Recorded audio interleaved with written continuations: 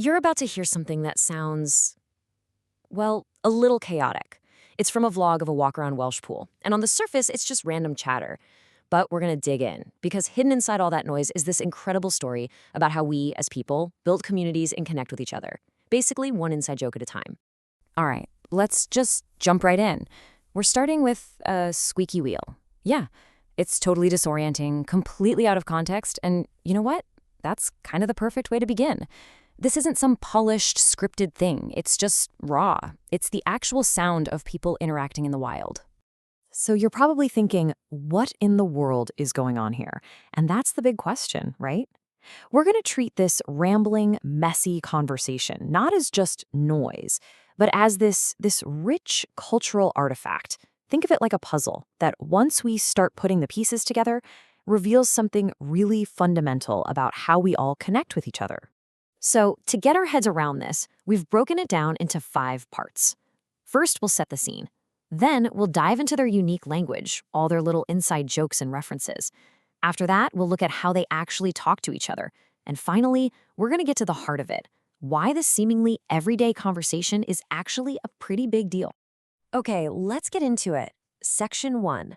We're calling this the sound of a hyperlocal world, because that's really what this is. It's not just a few people chatting.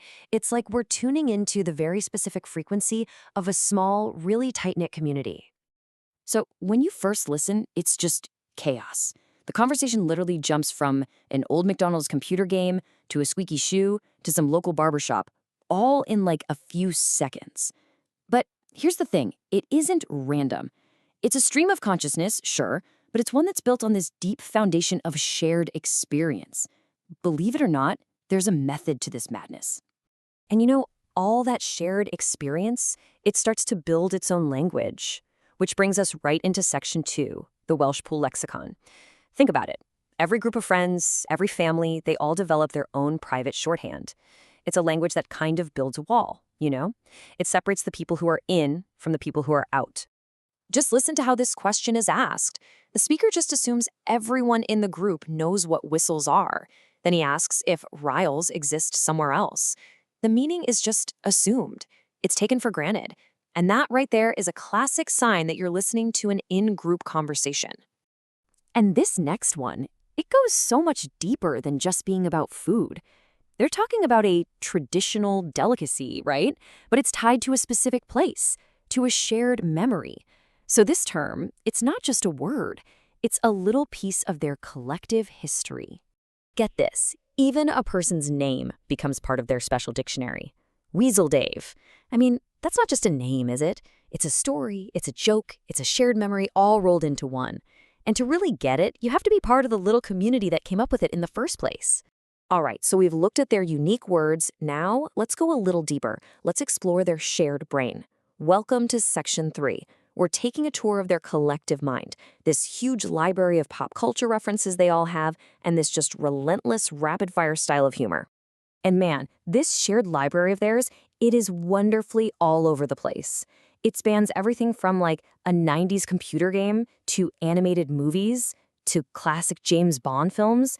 But this isn't just them showing off trivia. No, these are the actual building blocks of their humor. They're the shortcuts they use to communicate really complex ideas almost instantly. Okay, to really give you a taste of their humor, we're just gonna hit you with 3 of their jokes, back to back, rapid fire, just like they do it. Here's the first one. It's a classic pun. It's simple, it's familiar. It's the kind of joke that's less about being genuinely surprising and more about just that shared groan, you know? Bam, boom. Here's the second one. You can really feel the rhythm here, can't you? It's simple, it's pun-based. The goal isn't to land some killer punchline. It's just about keeping that conversational tennis match going. It's about everyone playing the same fun, lighthearted game. And finally, the third one. See? It's just relentless. This constant back and forth of simple jokes actually reinforces their bond. It's like a ritual, and every time they do it, it's like they're saying, yep, we still share the same sense of humor. We're still on the same wavelength. Which brings us perfectly to Section 4, the art of conversation. Because up until now, we've looked at what they're saying, but it's how they say it, the patterns, the weird loops, their own special kind of logic. That's where this whole thing gets really fascinating. Okay, this comparison just captures their unique logic perfectly, right? In our world, in the real world, you translate a Russian phrase from, well, from Russian. But in their world, a Russian line from a James Bond film somehow translates to Mickey Mouse. And you have to ask, why? The answer is simple, because they all agree that it does. Their shared reality just operates on its own set of rules. And this right here, this actually breaks down their whole process of creation. We can see exactly how they build their language, right? In real time. First, they take a piece of pop culture. Then, they repeat it over and over and over until it basically just becomes a meaningless sound. And then, this is the magic part.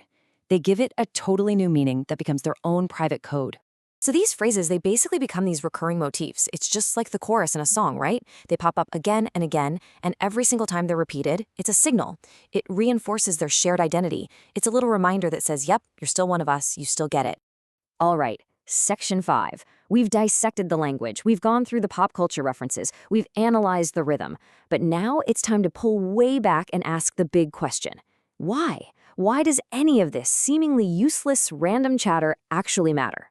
And here it is. This is the core takeaway.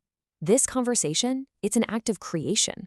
They are literally actively building an entire world with their words, a world that has its own language, its own history, its own bizarre logic. And the incredible thing is, that world only exists for the people who are inside of it. So this kind of talk, the kind that might seem totally pointless to someone on the outside looking in, it actually serves a vital social function.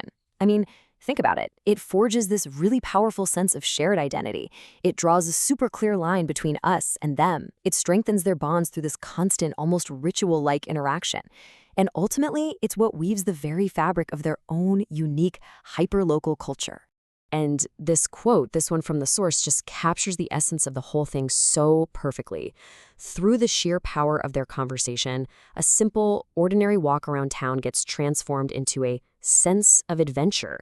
They're literally narrating their own lives as they live them, turning something totally mundane into something meaningful, and they're doing it together. So I'll leave you with this. We all do this, right? With our friends, our families, our coworkers. We all build our own little private language. So the real question to think about is, what are your inside jokes? What are the shared memories, the pop culture references, the squeaky wheels that build the unique world that you live in?